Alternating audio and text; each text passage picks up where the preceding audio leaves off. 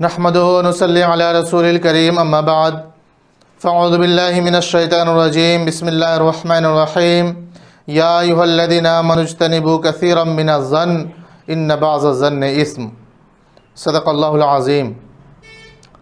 السلام علیکم ناظرین، آج میں آپ کے سامنے بدگمانی سے بچنے کے عنوان پر چند باتیں عرض کروں گا۔ اللہ تبارک و تعالیٰ نے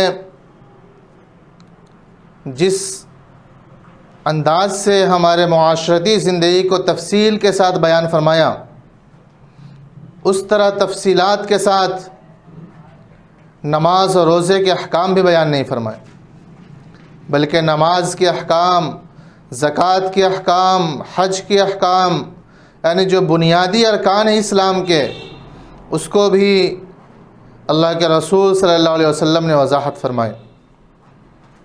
لیکن معاشرتی احکام بہت سارے ایسے ہیں جس کو اللہ تعالیٰ نے خود واضح طور پر بیان فرمایا۔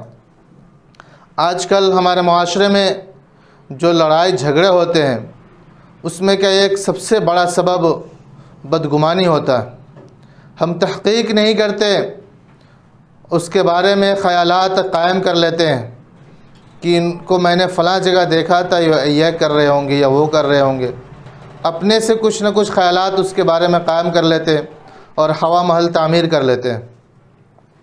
اللہ تعالیٰ فرماتے ہیں یا ایھا الذین آمنوا کہ ایمان والو بہت سارے ایسے گمان سے بچو جس میں سے بعض تمہارے گمان گناہ پر مبنی ہوتے ہیں، جس کا تمہارے اس کے بارے میں خیال کرنا بہت بڑا گناہ ہوتا ہے۔ حضرت عیسیٰ علیہ السلام کا ایک واقعہ ہے کہ ایک مرتبہ انہوں نے دیکھا کہ ایک شخص چوری کر رہا ہے، اور اس کے بعد اس سے پوچھا کہ تم نے چوری کی ہے، تو وہ انکار کر گیا کہ میں نے چوری نہیں کیا، حالانکہ عیسیٰ علیہ السلام نے اپنی آنکھوں سے دیکھا۔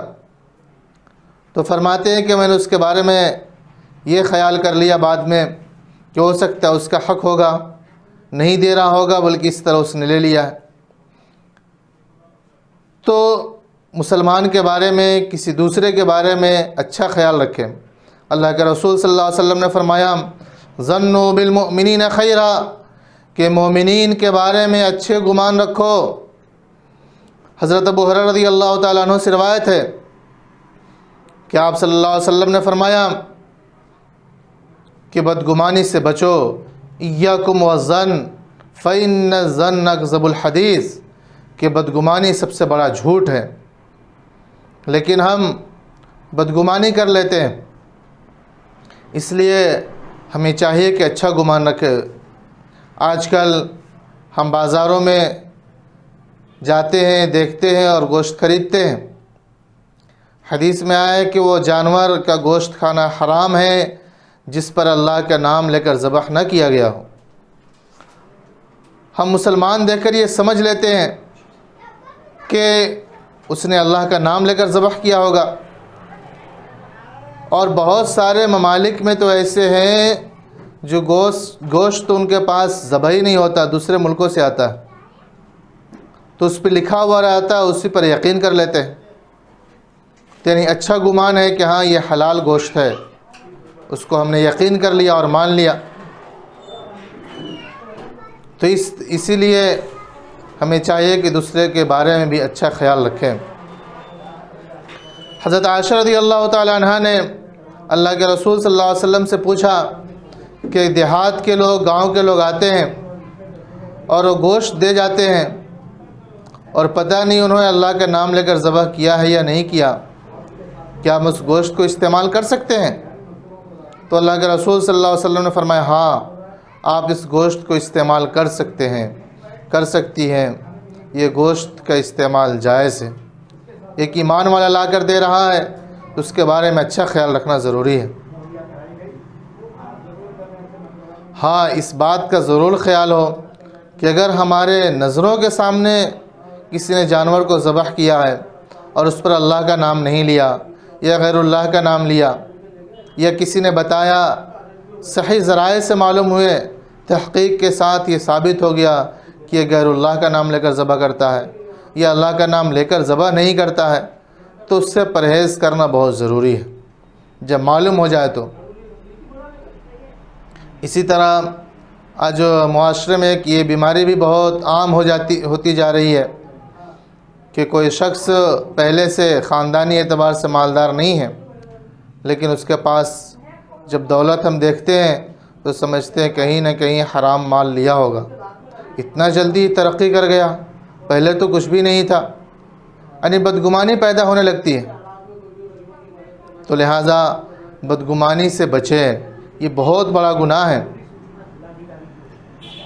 اسی طرح گھروں میں یہ اکثر دیکھا جاتا ہے کہ جو کام کرنے والے نوکر چاکر ہوتے ہیں، گھر میں کوئی سامان کی چوری ہوتی ہے تو فوراً خیال آتا ہے کہ وہ گھر میں گیا تھا، وہی کیا ہوگا۔ تو یہ جو ہمارے خیالات ہیں یہ بہت ہی غلط ہیں، اس سے بچنا بہت ضروری ہے۔ بخاری شریف میں ایک واقعہ ایک خاتون کا مذکور ہے کہ ایک عورت رہتی تھی محلے میں، اس محلے کا ایک بچہ یا بچی ہار پہن کر نکلا اور اس کے ہار گم ہو گئے، تو اس کے گھر والے اور دوسرے لوگ آئے اور کہنے لگے کہ اسی عورت نے چوری کی ہے، اور اس کو بہت زیادہ تکلیف دی، یہاں تک کہ اس کے کپڑے اتار کر چیک کیے۔ اسی بیچ میں کوا آیا اور وہ ہار ان لوگوں کے سامنے وہاں رکھ دیا، گرا دیا، تو ان لوگوں کی آنکھیں کھلی کی کھلی رہ گئی کہ ہم نے اس عورت پہ بے جا ظلم کیا ہے۔ تو اس دن سے وہ عورت اس گاؤں کو چھوڑ دی اور دوسرے طرف چلی گئی، اور وہ عورت جب آتی تھی حضرت عائشہ رضی اللہ عنہا کے پاس تو شعر سناتی تھی اور کہتی تھی کہ میرے ساتھ ایسا ہوا تھا۔ تو آدمی بدگمانی کر لیتا ہے، اس سے بہت بڑا نقصان ہو جاتا ہے دوسروں کا، لہٰذا بدگمانی سے خود بچیں اور ایسے جگہوں سے بچیں جہاں سے بدگمانی ہونے کا اندیشہ ہو، یعنی ہم ایسی جگہ نہ جائیں جہاں پہ لوگ ہمارے بارے میں برے خیالات قائم کر لیں۔ آپ صلی اللہ علیہ وسلم نے فرمایا اتقوا مواضع التہم، تہمت کے جگہ سے بچو۔ اگر کوئی شخص شراب کی دکان میں جا کر دودھ پی رہا ہوگا تو دیکھنے والا یہ سمجھے گا کہ یہ شراب ہی پی رہا، یعنی ایسے خیالات اس کے دل میں پیدا ہوں گے۔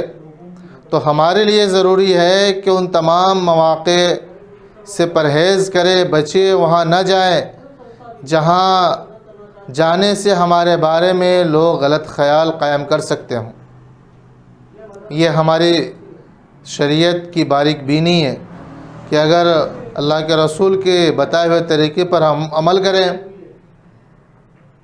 تو ہماری زندگی میں امن و سکون، اطمینان، چین کی زندگی نصیب ہوگی۔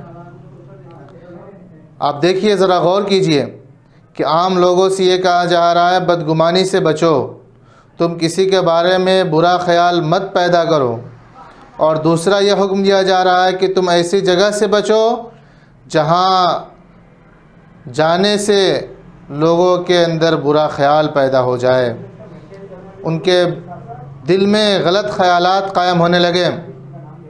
اس لیے چاہیے کہ ہم اس سے بچیں۔ اور دوسری بات کہ ہم جب آپس میں جب رہتے ہیں، کسی سے کچھ لینا دینا ہوتا ہے یا کوئی آپس میں مل کر کاروبار کرتے ہیں تو ہمیں چاہیے کہ لین دین کے معاملات میں صاف ستھرا رہیں، یعنی پورے حسابات لکھے ہوئے ہوں۔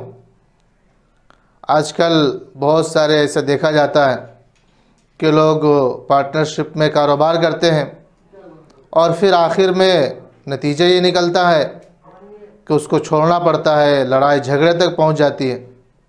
اس وجہ سے ہوتا ہے کہ ہم ایک دوسرے کے بارے میں برا خیال قائم کر لیتے، ہمارے پاس لکھے ہوئے نہیں ہوتے، تو اس لیے چاہیے کہ حسابات بالکل صاف ستھرا ہو۔ اس سے ہمارے معاشرے کے اندر بھی ایک اچھی فضا قائم ہوگی، ایک دوسرے پر اعتماد بڑھے گا اور مل جل کر کام کرنے میں ہمیں مدد ملے گی۔ تو لہٰذا یہ بدگمانی ایسی چیز ہے جو بہت سارے گھروں کو بگاڑ دیتی ہے، شوہر بیوی کی زندگی کو اجیرن بنا دیتی ہے، جنت نما گھر کو جہنم نما بنا دیتی ہے۔ تو اس لیے ہمیں چاہیے کہ ہمیشہ ایک دوسرے کے بارے میں اچھے خیالات رکھیں، اچھے خیال کریں، اللہ تعالیٰ اس پہ ہم اجر عطا فرمائے گا۔ اگر کسی شخص نے کوئی غلطی کی ہے تو اس کے بارے میں ہم سے سوال نہیں ہوگا، بلکہ اس کے بارے میں پوچھا جائے گا۔ قیامت کے دن ہمارے اعمال کے بارے میں اللہ تعالیٰ ہم سے پوچھے گا، دوسرے کے بارے میں نہیں پوچھے گا کہ اس نے کیا کیا کیا تھا، ہم نے کیا کیا تھا، ہم کو حساب دینا ہے۔ اس لیے اپنے اعمال کی فکر کریں، اپنا محاسبہ کریں۔ اگر ہم اپنا محاسبہ نہیں کریں گے تو آخر میں بہت ہی پچھتائیں گے اور افسوس کریں گے، لیکن افسوس فائدہ نہیں دے گا۔ اللہ تعالیٰ ہم کو ان چند باتوں پہ عمل کی توفیق عطا فرمائے۔ آمین۔ وآخر دعوانا الحمد للہ رب العالمین۔